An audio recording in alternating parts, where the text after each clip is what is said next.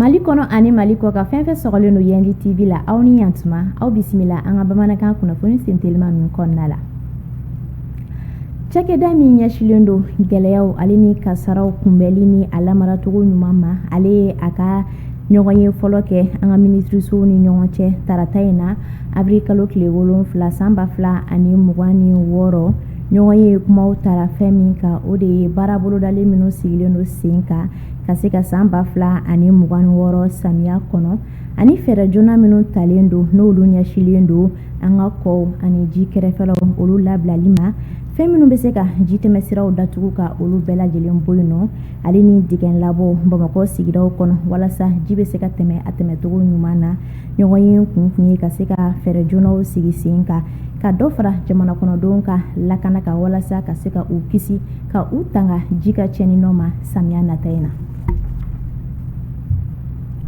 An ka kɛlɛcɛw olu ye bolimafɛn kuraw sɔrɔ finitigilaakaw ka ɲɛmayaso min ɲɛsilen do u ka minɛnw tajiko ale n'u ka tanikasegu ma ale ye lajɛ dɔ bisimila min tun ɲɛsilen do motokuraw dili la an ka finitigilaakakulu caman ma tarata in na avril kalo tile 7 san 2026 bakurubaya la moto 185 o de dira an ka groupement tactique inter arme n'an ko GTIA sabu sere o maaw GTIA Bamugu ci ka taa se GTIA Tata o maaw ma o kɔ moto 55 o de tilala SGTIA ɲani maaw escadron jamajigi escadron fangajigi ale ni escadron hɔrɔn o tilala o maaw ni ɲɔgɔn cɛ ni donbolo ninnu kun ye ka se ka dɔ fara an ka finitigilakaw ka senateliya ka jatigɛwalikɛbaw kɛlɛli la.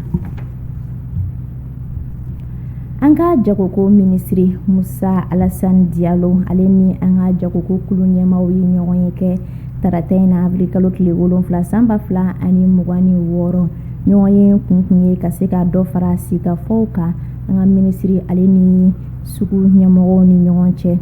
walasa ka se ka taga hakili jagabɔ kɛ kɛrɛnkɛrɛnnenya la tajiko gɛlɛya in na an bɛ min kɔnɔ nin wagati ninnu na ɲɔgɔn ye ka laɲini kun ye fɛnɛ ka se ka taa la da dumunifɛn minnu ni ta tɛ kɛ olu kɔ n'olu nafa ka bon kosɛbɛ ka se ka olu sɔngɔkow lajɛ sɔngɔw ka basigi ko u bɛn ni jamana kɔnɔdenw ka sɔngɔ ye walasa u bɛɛ lajɛlen ka se ka a sɔrɔ ani ka se ka sɛbɛntiya sɔrɔ k'a fɔ ko nin da dumunifɛn ninnu tɛna tanya an ka jamana kɔnɔna la.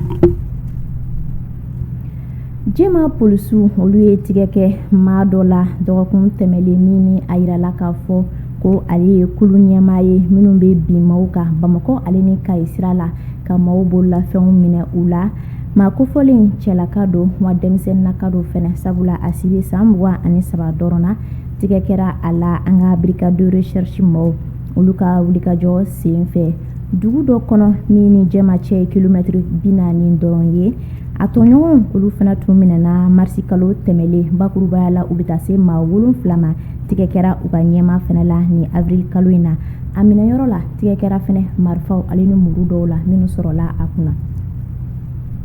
Ninnu de tun ye an ka bi kunnafoni sentelimaw ye an sera ka minnu fara ɲɔgɔn kan ka lase aw ma nin wagati in na Yendi TV sanfɛ an b'a fɔ aw ye ko aw k'an bɛn waati wɛrɛ kunnafoni sentelimaw wɛrɛw kɔnɔ.